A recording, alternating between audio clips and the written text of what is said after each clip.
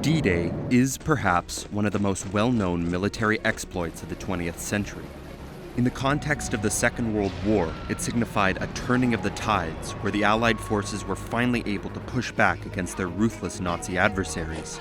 However, since then, it has taken an almost heightened position in Western popular culture, where imagery of Allied soldiers storming the beaches of Normandy now serve as emblematic representations of the sacrifices the West is willing to make to protect its freedoms. But what was Canada's role in this legendary military operation? This question will be the subject of today's video: Canada and D-Day.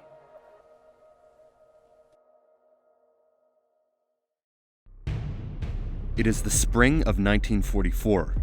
For the last 5 years, Europe has been torn apart by one of the most bloody and destructive wars in human history, a conflict we now refer to as the Second World War. The continent has been divided into two camps: the Axis powers, led by Nazi Germany and their emphatic dictator Adolf Hitler, and the Allies, led by Winston Churchill of Britain and Franklin Roosevelt of the United States. The initial stages of the war had largely belonged to Hitler. In less than 2 years, he had managed to invade and conquer virtually all of mainland Europe, a feat which, had he stopped there, may have gone down as one of the most impressive military accomplishments in history. Hitler and his Nazi conquering force were vicious, pragmatic, and had the technological upper hand. The Allies were in deep trouble and knew that they had to try and take back the continent if they were to have any chance of achieving victory in the war. Unfortunately for them, Hitler also knew this, and as a result, he built a 2,400-mile fortification of bunkers, landmines, and other obstacles along the French coast to deter an invasion. This was to become known as the Atlantic Wall. Thus, the Allies had their work cut out for them: break through Hitler's Atlantic Wall and retake Western Europe. So, in the years leading up to the spring of 1944, Allied generals, commanders, and politicians alike put their heads together to form one of the most ambitious military operations of all time. The first step in their plan? To storm a series of beaches along the French coastal region of Normandy. Allied troops had begun conducting training exercises for the operation well over a year in advance. Drawing upon the lessons learned in past invasions, the generals and troop commanders devised a detailed plan to capture Normandy and move forward to retake France. The invasion as a whole was given the codename of Operation Overlord, while the initial assault/beach storming phase was to be called Operation Neptune. However, during the planning process, the exact date the invasion was to take place had not yet been decided upon, so it was instead referred to as D-Day, a name which is now synonymous with the initial portion of the operation. So, after a period of meticulous planning and troubleshooting, Allied boots touched down in Normandy on June 6, 1944. The invasion began at 6:30 in the morning following an initial period of naval and aerial bombardment of German defenses, and involved a series of Allied landing crafts unloading troops at 5 separate beaches codenamed Gold, Juno, Sword, Utah, and Omaha. Unfortunately, the initial bombings did little to weaken German defenses, and many of the Allied troops were met with heavy counterfire as they waded through waist-high ocean water to advance their position. However, after an exceptionally violent and bloody firefight, the Allies were able to capture the beaches and begin their push through the rest of Normandy.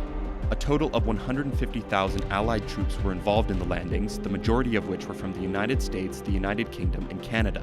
Most of these soldiers were no older than 20 years of age, and some as young as 17.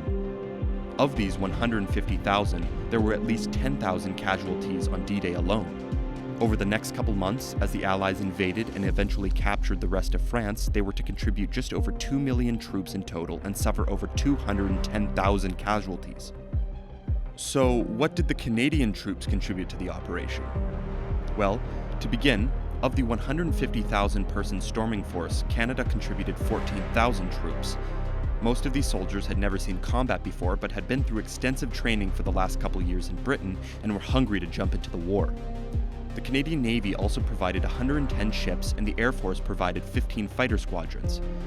This all meant that Canada had a considerable amount of skin in the game relative to its size as a country at the time. The Canadians were largely responsible for storming Juno Beach, one of the 5 targeted beaches of the invasion. The capturing of Juno Beach went relatively smoothly and is actually considered one of the most successful operations carried out on D-Day. For reference, the adjacent invasion on Omaha Beach saw much more resistance and a heavy number of casualties. The success on Juno Beach can largely be attributed to both the acumen of the Canadian troops as well as the less robust German defensive force in that particular location. In total, of the initial 14,000 Canadians that stormed the beach, there were just over 1,000 casualties, 360 of which were deaths. The Canadian forces were clearly an integral part to the success of the D-Day operation. Now, while Canada's contribution to the Normandy invasion has traditionally been seen as a high point in our military history, it has not gone without its controversies. One of the primary criticisms that has been leveled against Canadian troops in regard to their efforts on both D-Day and the Normandy campaign as a whole is the suggestion that they were quote-unquote inexperienced. This criticism likely has its foundations in a handful of accusations brought forth by high-ranking British military personnel who suggested that Canadian troops were somewhat sluggish and ineffective in combat. However, it is difficult to distinguish whether these accusations came from a place of well-meaning objectivity or are simply insults intended to project blame away from an offending party. In fact, many of these critiques have been traced back to generals who themselves may have fallen short during the very instances of combat they were referring to in their critiques.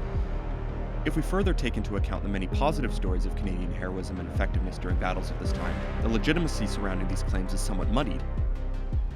Regardless of whether or not there were instances of inexperience within the Canadian Army at this time, there is no denying the heroism involved in the invasion of Normandy, an invasion which would eventually spell the defeat of the Germans and end the Nazis' death grip on Europe.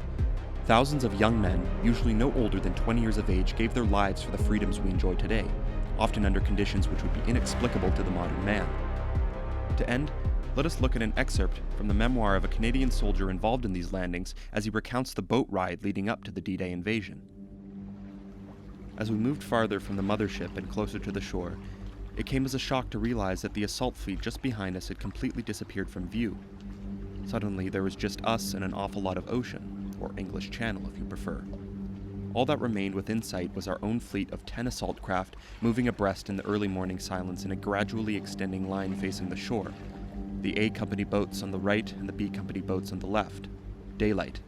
We had never felt so alone in our lives.